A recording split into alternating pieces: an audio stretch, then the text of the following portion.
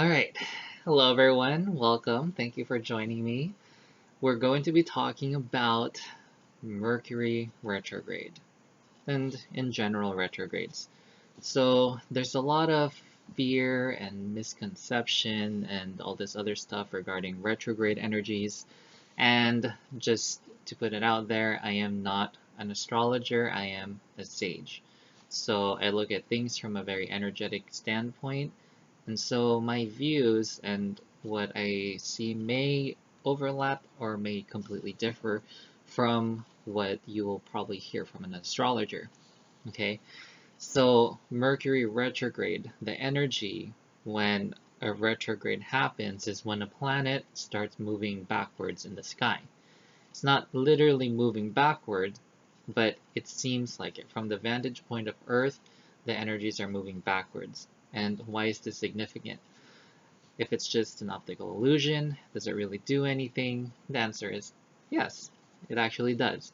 So as I did studies in these whole retrograde things, I noticed that when they talk about the retrograde energies of the planet's energy turning inward, the energy doesn't just turn inward, it actually comes inside of us also.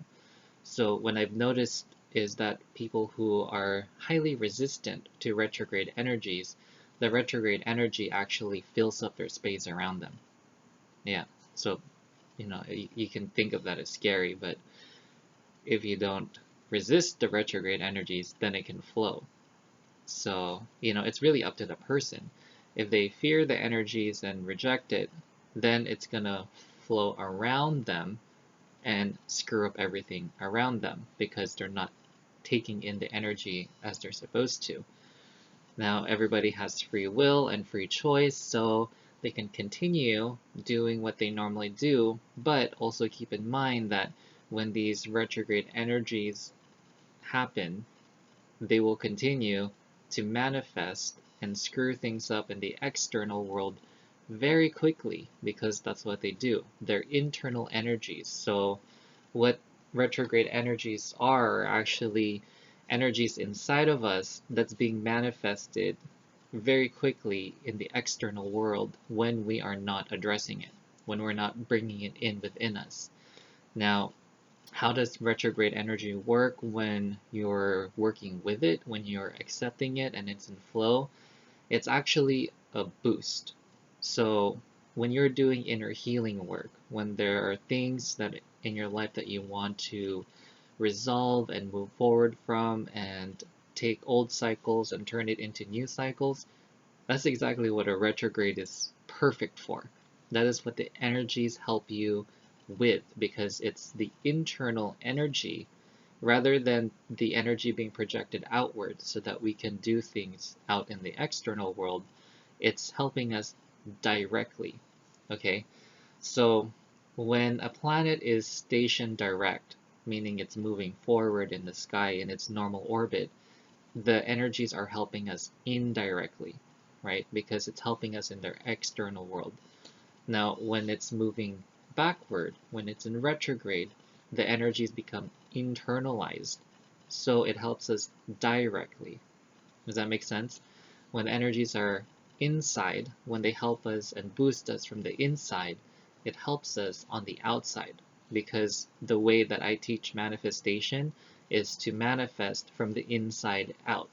Because whatever you have inside of you, you will get on the outside of you. Whatever you're able to receive, you'll be able to manifest on the outside also.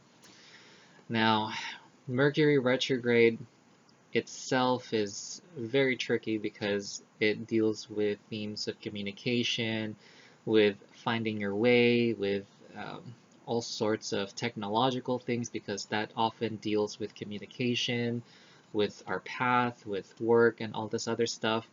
So you can see that even though Mercury retrograde might only last about 3 weeks, it can have a drastic impact on your life.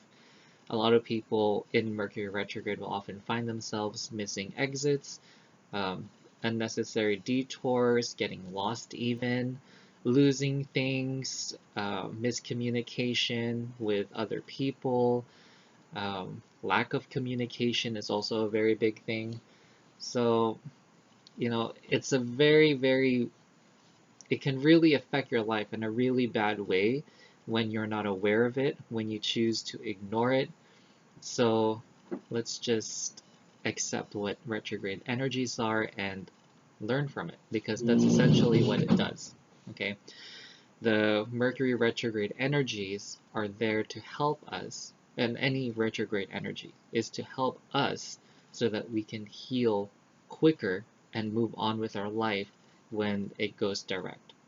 Okay? So thank you for joining me. Hopefully that was something that was very beneficial for you to hear. Hopefully you're not afraid of retrograde energies anymore. It's something that you can work with. It's something that doesn't have to screw up your life or control your life. You don't have to plan your life around retrogrades if you are working with the energies as opposed to against it. All right? If you have any comments or questions about retrograde energies, if you're afraid of a particular retrograde, write it down in the comments below and then we can talk about it, because retrograde energies, they're energies. You can use it or you can let it do whatever it wants around your life. I personally choose to absorb retrograde energies. And I do have several retrogrades in my natal chart. So that also helps me see and experience retrograde energies very differently. And fortunately, not so fortunate when I was a kid, but fortunately now, I learned that Mercury retrograde was in my birth chart. So when Mercury retrograde, combined with my spiritual work happens, Mercury doesn't affect me in the way that it affects everybody else. I don't worry about my laptop crashing or any of this other stuff happening or miscommunication with other people. I've noticed that through these retrogrades, especially after my spiritual work and spiritual awakening, hasn't affected me in the way that it affects other people.